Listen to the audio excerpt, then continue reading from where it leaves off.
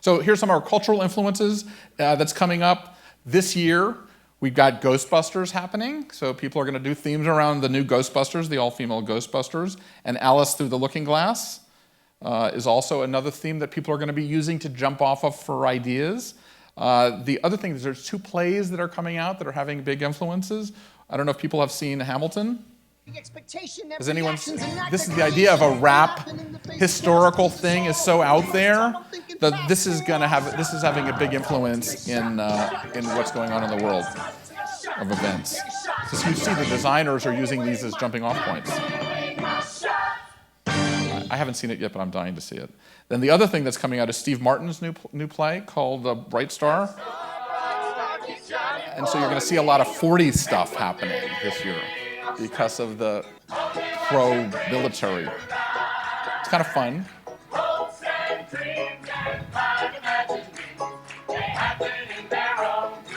So you'll see a lot of that kind of dressing.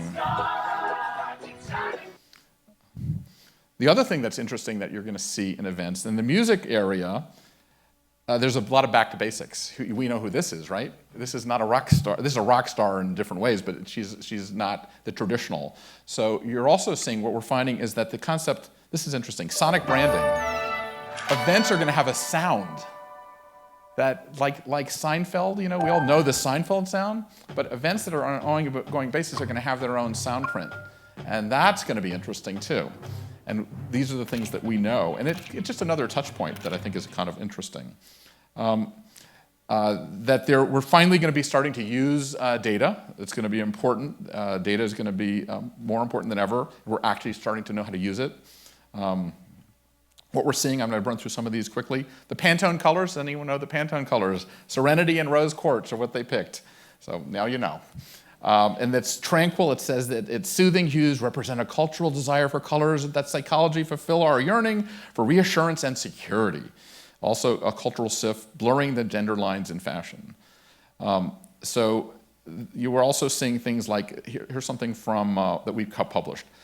The Throne of Trash from BuzzFeed and Jolly Rogers Keep on Sucking New York exhibit. So these are all social media activations for the most part. This is somebody actually torched their meat high up. I don't know really what that is about, but it's a Cirque du Soleil event type of thing. This was where a 20-foot disco ball over an outdoor event at Paramount World Center, which is kind of fun. I mean, it's just, we can't afford all these things, but you get inspiration from them and see how you can adapt. Using video mapping on bars is actually starting to happen. I went to this event. Instead of walking directly into the event, this is the AOL up front, so you actually walked into this it felt like you're walking to an elevator that was completely, in order to get into the main event, you had to go through this visual experience.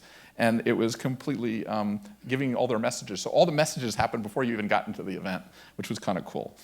The same event, they had 5 different DJ towers with all different types of DJs. I thought that was kind of fun. This is a Clicquot champagne company that does Vive Clicquot, which that's their step and repeat, which is kind of a new way of doing it. This is an interesting. Coke did this thing where you actually watch the actual Coke go through a billboard and then down to your glass. It's just this sort of the NCAA.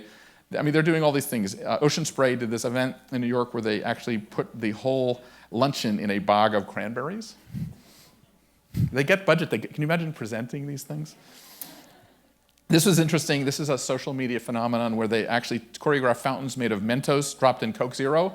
This was the ultimate social media thing of 5 years ago, where you put the Mentos in, and these guys created fountains based on the Mentos and the Coke, which I thought was kind of clever.